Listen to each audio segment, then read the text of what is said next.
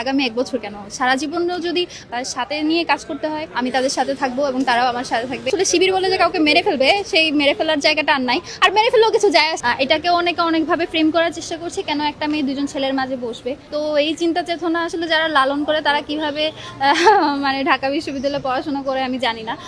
আমি তো আমার ক্লাসেও আমার সহপাঠীদের পাশে বসি। আমি যখন কোথাও দূরে যাওয়া লাগে আমি তো উবারে যাই। তখন কি আপনারা বলেন যে কেন বসেছে?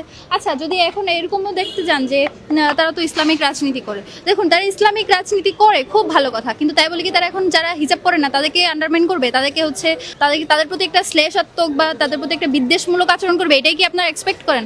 আমার তো মনে হয় না ইসলামে কোথাও এই ধরনের কিছু প্রমোট করে। তো সেই জায়গা থেকে আমি তাদের ব্যাপারে যেটা বলতে চাই, আমি তাদের সাথে গত এক সপ্তাহের বেশি সময় ধরে কাজ করছি। তাদের সাথে আমি রাতের 11টা-12টা পর্যন্ত প্রজেকশন মিটিংয়ে যাচ্ছি, তাদের সাথে আমরা খাওয়া দাওয়া করছি।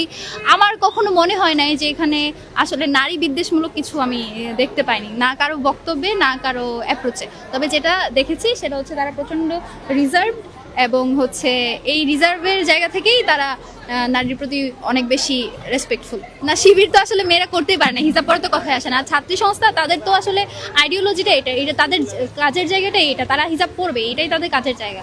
তো আমি তো আসলে শিবিরও করি না, ছাত্রী সংস্থা করি না, কিন্তু ওদের প্রতি আমার রেসপেক্ট আছে এবং আমারও এক্সপেকটেশন যেটা যে তারা আমাকে রেসপেক্ট করবে, এবং সেটা আমি পেয়েছি। এখন অনেকে দেখি যে মিথ্যাকে বারবার বলে সেটাকে সত্য হিসেবে প্রতিষ্ঠিত করতে চায়। দেখুন, এই কাজটা গত 16 বছরে হাসিনাও করেছে। তো যেটা সত্য সেটা সত্য হিসেবেই থাকবে, যেটা মিথ্যা সেটা মিথ্যা হয়ে যাবে। গত 10 দিনের যে এক্সপিরিয়েন্স হয়েছে সেটাতে আসলে আমি কোনো ধরনের ফেক প্রিটেন্ডেন্স দেখতে পাইনি, মেগি কিছু দেখতে পাইনি। তো সেটা একেবারে সাবলীল এবং তাদের ভেতর থেকে যেটা আসে একদম অর্গানিক। তো সেই জায়গা দিয়ে আমার মনে হয় না শুধু আগামী 1 বছর কেন সারা জীবনেও যদি বাংলাদেশের স্বার্থে তাদের সাথে নিয়ে কাজ করতে হয়, আমি তাদের সাথে থাকবো এবং তারাও আমার সাথে থাকবে, এটা এক্সপেকটেশন। জিতে গেলে তো তখন আমি জানি না আমাকে আরো শিবির শুনতে হয় কিনা। আমি শুনলেও আমার মনে হয় না এটা আসলে আমার জন্য ক্ষতিকর কিছু হবে। এখন আসলে শিবির বলে যে কাউকে মেরে ফেলবে, সেই মেরে ফেলার জায়গাটা আর নাই। আর মেরে ফেললেও কিছু যায় আসে না, ধরে নিব আমি বাংলাদেশের স্বার্থে কথা বলতে গিয়ে